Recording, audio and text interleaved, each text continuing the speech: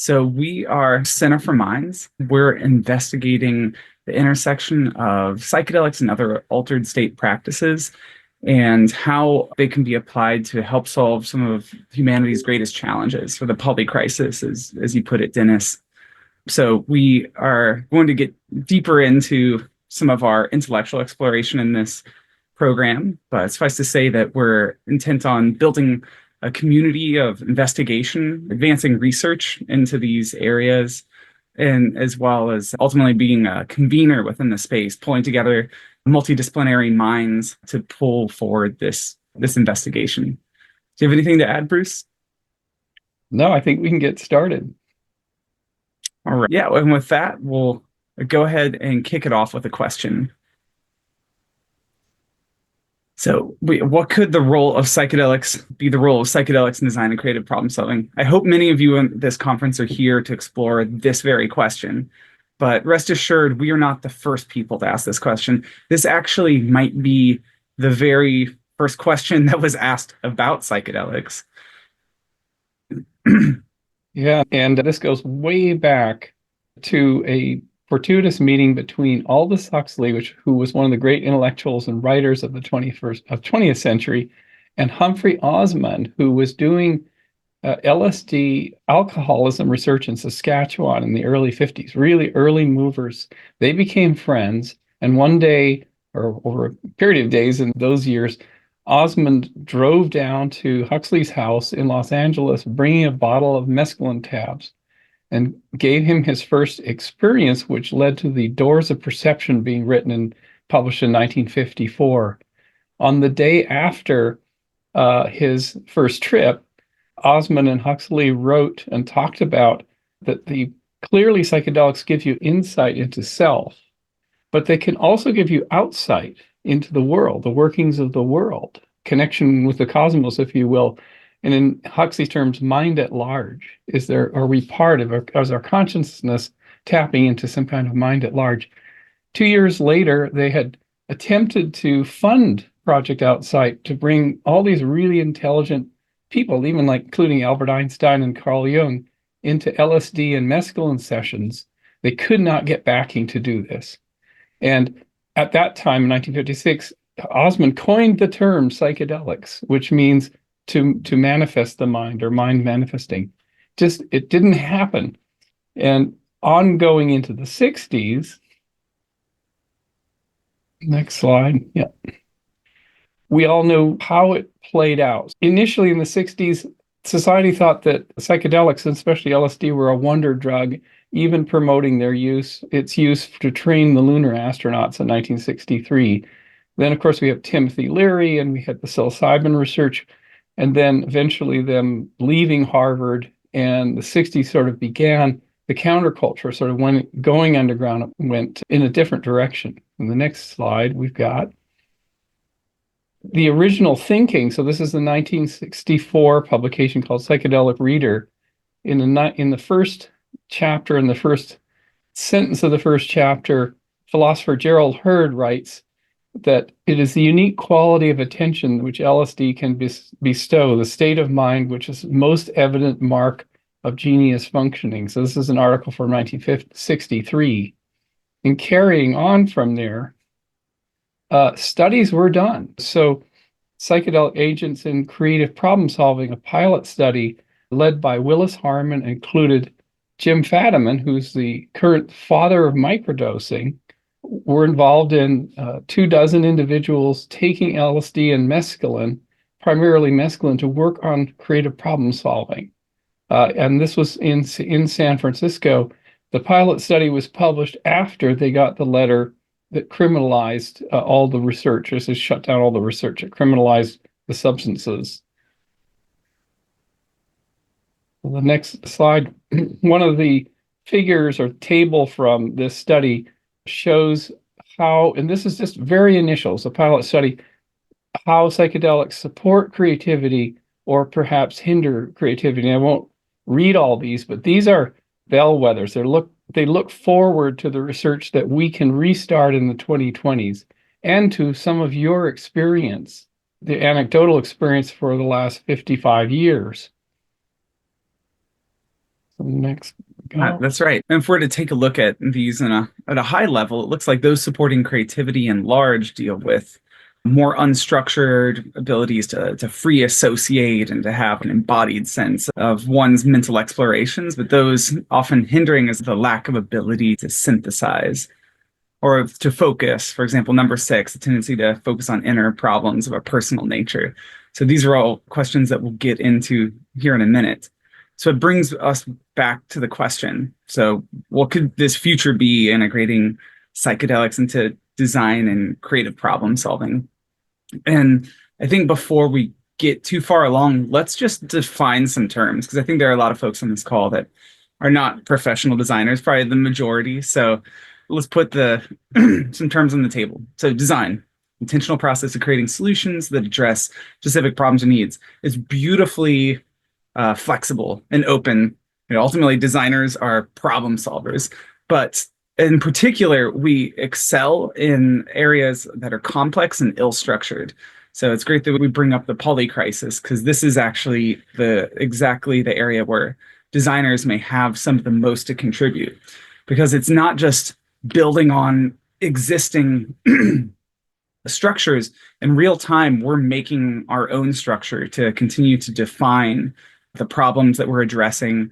And it's truly a skill that I've noticed. Great designers think differently than other people. And there are many different design processes. Down here is one that keeps bringing it back to understanding the problem and having that be deeply set within empathy, which I think is a really smart approach as one's moving from a set of understanding to the exploring and figuring out the constraints of the problem, what the problem would ultimately look like, testing it and getting it to a place where you can actually ship it into the real world.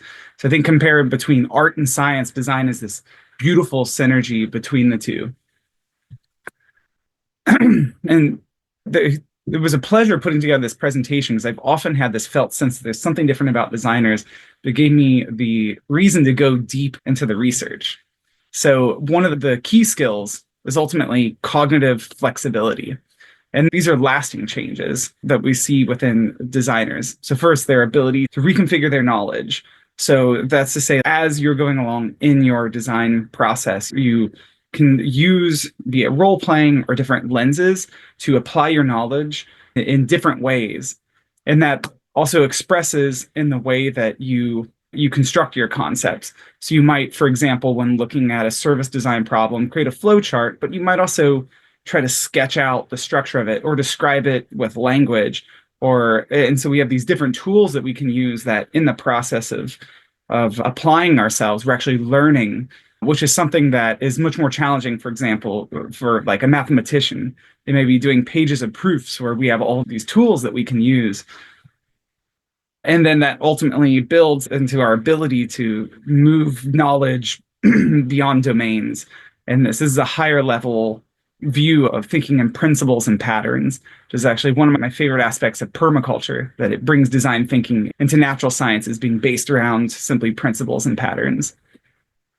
And this is perhaps the most important, is that great designers get their desire, can quell their desire to know. So they're resisting this desire to oversimplify or to tell to complex stories, so we can hold ambiguity.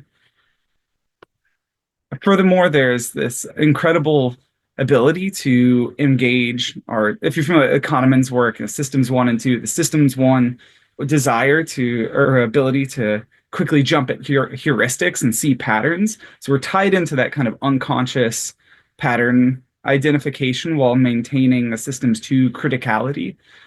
Another lens to look at it is we know when we're being expansive, and we know when we're being divergent and convergent. And we actually intentionally curate ourselves so that our brains are moving between those. And the more we can oscillate, in some ways, the more treasure that we find. And then there's this unique quality of the ability to embody problems. And this is something I've seen with very skilled designers. And sometimes the embodiment is There's different methods, but I'll personally find myself when I'm thinking about ideas, I'm moving my hands around, I'm imagining a stakeholder doing something. It's in me. There's some deep embodied role playing. And I think that also has some unique qualities of psychedelics, as we saw in some of those early Harmon studies. There is the description of this like visceral quality, this overwhelming embodiedness that came with the psychedelics. So we're going to lay out for you the presentation in this slide. So we actually have an answer.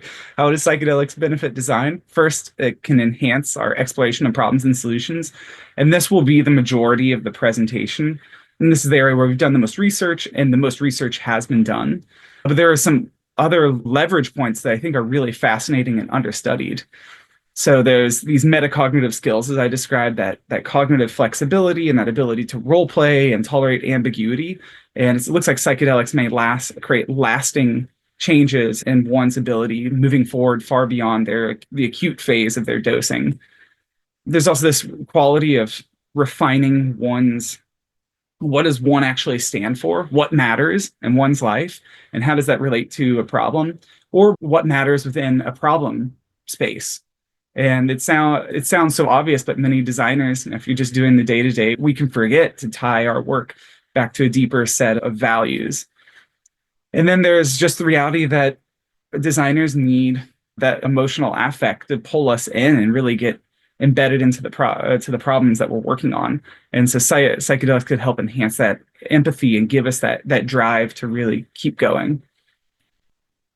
So an interesting lens to look at the creative and exploratory side of psychedelics is through order and entropy. So entropy being the divergent, somewhat chaotic side of things, and order being that like synthesizes and puts things into place. In life, so many systems, be it the dynamic systems, genetics, many aspects we see of cognition ultimately come down to this play between entropy and order, and our ability to process and encode patterns in that space in between. And so if we take that into a designer's world, they're ultimately straddling the line. They become experts of writing between order and disorder to ultimately synthesize something much greater. I think this could be helpful. If you look at a typical design process, you have these opportunities where we go deeper into exploring a problem space and being more chaotic. And we see the same pattern within a psychedelic journey over a person's life. As a person's growing, they'll have multiple psychedelic journeys where things get blown apart a bit, and then they're doing it right. They'll have periods of integration where they're pulling together their experience and making meaning of it and instilling what they've learned and really testing it. Saying like, what does a meditation routine look like, if I do this for 30 days? Or likewise, a designer might take some of their field learnings or some of their wild sketches and they're like, okay, well, let's try to apply this. Let's 3D model it. Let's see what this means when pen hits the paper. And yeah, so it's this polarity, this dance, and ultimately we converge on something that's fully integrated. So I posit that a good design is also an extent of this integrated convergence of exploration and synthesis. And for anyone who's been to design school, you realize that graph often is inverted. So students find themselves not being so invested, not really doing deep explorations, they do some light sketching, and then they're slowly learning the requirements of what's going on, and they're getting critique, and then only when the deadline's hitting them, they're like, okay, oh, am I really going to present this as my final product? They really invest themselves in trying to express it, and they find that they might have an epiphany that reorients their whole view of what they were working on, and it turns into an all-nighter and hopefully a good critique for the end of the project. But the reality for most designers as they get older is that these peaks start to wane. And it's often due to this feeling of overwhelm, where you see the same project over and over again. We fall into these ruts and we kind of lose motivation, perhaps as to like why we're doing what we're doing. And then there's this constant pressure for us to synthesize and move the product. And so we fall into AI generated graphics Yeah, as you see on the right side. But also, it means that we're ill-defining the problem space, or we're not giving ourselves the opportunity to fully play within new problem spaces to find new solutions. And interestingly, the importance of bringing in some entropy, some creative catalyst, is not just for us designers, but it's also a reality for scientists trying to really create paradigm shifting thoughts. This for Albert Einstein. The combinatorial play seems to be the essential feature of thought. And that was Dean Keith Simonton's conclusion as well. He's a professor at honorary professor at UC Davis who made his career studying genius in science and ultimately came to the conclusion that it is a combinatorial process. And some of the habits that great scientists have, of course, they're working their butts off, but they also are intentionally bringing into their life opportunities to shake those combinatorial dice. And that's something that we designers can do too. So how could psychedelics integrate into this journey? Well, there are these opportunities. It's never as clear as I'm showing on a graph. Actually, designers are experts at this oscillation. Within a minute, they may jump from exploration to trying to proof test it in their mind. But generally, if a project plan has these opportunities for exploration, psychedelics may complement the journey after understanding an initial attempt at the understanding the problem set. And that's something that we'll get deeper into in a second here. Before we get deeper, the research, this is the cognitive psychology research, points that there's primarily two paths for creative curiosity and problem solving. So there's this goal-driven type 1 curiosity. It's the work of Metcalf and Johnson, I believe. And so the type 1 is very focused. It's where we spend the majority of our waking consciousness. It's incremental. We often feel like we're on the edge of this information. We're trying to push to find it and put together order and structures within our mind, and ultimately feeds back on itself. And it's a reinforcement learning structure. But there's this rare and beautiful alternative, which we call insight. Now, we throw around the word insight generally, but there is actually a more hard neuroscientific definition to it. So the insight beautifully is actually enhanced through exploration and attracted to novelty. It's actually inversely correlated with trying to force it.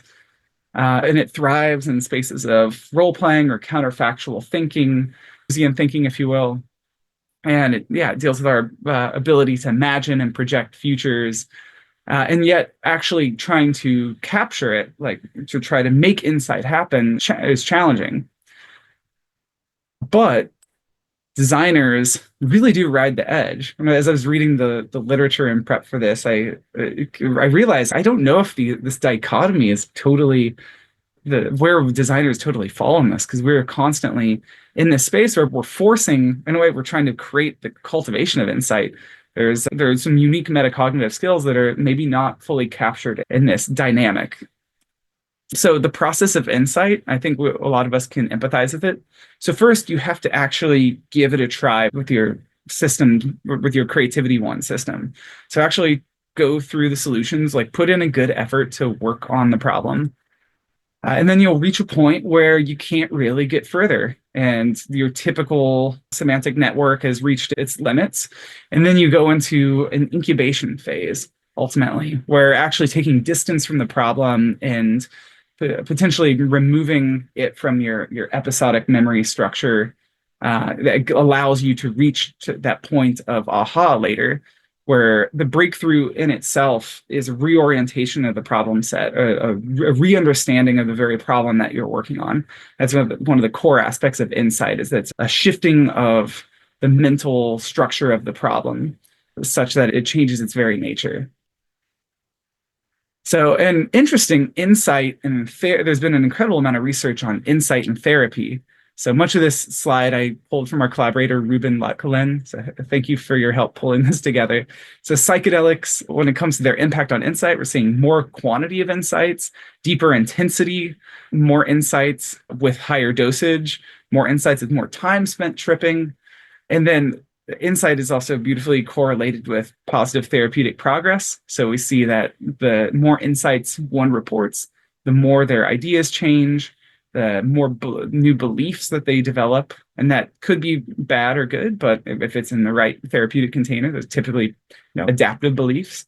They report more satisfaction, more learning from the experience, higher accounts of well-being, more psychological flexibility, and less drug addiction. So it's actually, I understand Ruben's working on a paper that's going to put forward that insight might actually be the single best predictor of therapeutic progress in psychedelic therapy. Oh, yes, many citations. So when it comes to, so it seems like it's obvious, like psychedelics should make us creative, right? It depends what we're talking about when it comes to creativity. So there was a study by Mason that made some waves looking at folks taking roughly 1 to 1.5 gram equivalent dried weight. And they found that during the acute phase of the trip, they actually had less ideas, or they actually weren't that different than a sober state. And it impaired their ability to synthesize and converge. And they also ultimately had less ideas. And when thinking about, for example, multiple ways that one could use a brick, even though they increased this feeling of insightfulness that was coming through, so it opened them up more to erroneous insights. But fascinatingly, 1 week later, they're mostly unchanged in their sober state, but they did have more highly original responses in that creative ways to use a brick task. What I think is really fascinating, which points towards potentially long-lasting metacognitive changes that could come from psychedelics. More excitingly, with LSD, I found that it actually didn't make a difference in many cases, but it did enhance the novelty, like the surprise, like the emotional availance of the work they're working on, the semantic spread, and their ability to abstract and think in symbols. But it did as well compare that ability to synthesize and have convergent thinking. And no surprise that there's a lack of orderliness and at times usefulness, but that's part of the beauty, I personally think. And with that, Bruce, why don't you tell a bit of the stories of how insights have played into? Just finishing up here, because I know that the next panel is coming. Doug Engelbart had incredible flashes of insight, which led to the history of online computing or augmented computing, and is a very good example of this as a designer in technology. And next we have, I might as well put them all up, Einstein, who had thought experiments, which were endogenous trips, very much like a download that you might get with the aid of psychedelics. In my own case, going to the Peruvian Amazon with the incubated stuck phase of working on the origin of life, I had an insight aided by psychedelics and a lot of priming to see the protocell, the first protocell division, and getting the clues as to how life began and putting that into publication. So that's an example that led to the founding of the Center for Minds. Yep, and these are all examples of the reorientation of a problem set, of like a real hitting an impasse and having the idea come as a flash.